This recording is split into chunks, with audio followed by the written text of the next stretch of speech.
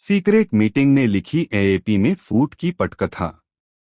राघव चड्ढा संभाल रहे थे कमान। महीने भर में सांसदों ने गृह मंत्री अमित शाह से एक एक कर गोपनीय मुलाकात की।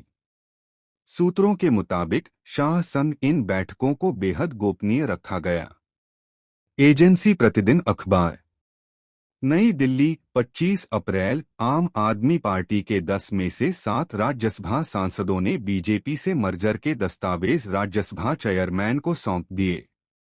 यह सिर्फ दलबदल नहीं बल्कि एक ऐसी राजनीतिक पटकथा है जिसकी तैयारी लंबे समय से पर्दे के पीछे चल रही थी। सूत्रों के मुताबिक कमान राघव चड्ढा के हाथ में थी। बताया जा रहा है कि पिछले एक महीने में अलग अलग समय पर एक एक कर सांसदों की केंद्रीय गृह मंत्री अमित शाह से मुलाकात हुई थी। इन बैठकों को बेहद गोपनीय रखा गया। शुक्रवार सुबह ठीक 11 बजे वह क्षण आया जब राघव चड्ढा, संदीप पाठक और अशोक मित्तल ने खुद साइन किए दस्तावेज राज्यसभा चेयरमैन को सौंपे। यह दस्तावेज सिर्फ एक औपचारिकता नहीं थे बल्कि आम आदमी पार्टी की संसदीय राजनीति में सबसे बड़े भूकंप का संकेत थे। संख्या का गणित 7 क्यों थे इतने अहम? एंटी डिफेक्शन कानून के तहत सदस्यता बचाने के लिए 2/3 संख्या जरूरी थी। एएपी के कुल 10 राज्यसभा सांसद है, इसलिए कम से कम 7 सांसदों का साथ होना अनिवार्य था। यही वजह थी कि इस पूरी कवायद में संख्या सबसे बड़ा हथियार भी थी और सबसे बड़ा जोखिम भी। बाबा सीचेवाल पर थी खास नजर। पंजाब से राज्यसभा बाबा बलबीर सिंह सीचेवाल को मनाने के लिए कई दौर की कोशिश हुई। उन्हें साथ लाने की कोशिश इसलिए भी की गई ताकि संख्या का जोखिम खत्म हो सके।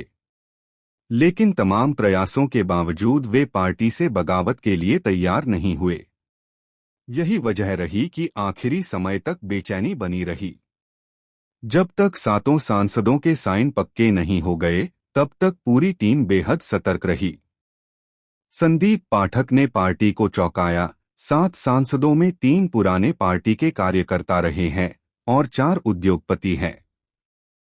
पुराने कार्यकर्ता में राघव चड्ढा और स्वाति मालीवाल के असंतोष की चर्चा पहले से थी, लेकिन संदीप पाठक का नाम सामने आना पार्टी नेतृत्व के लिए सबसे बड़ा झटका माना जा रहा है।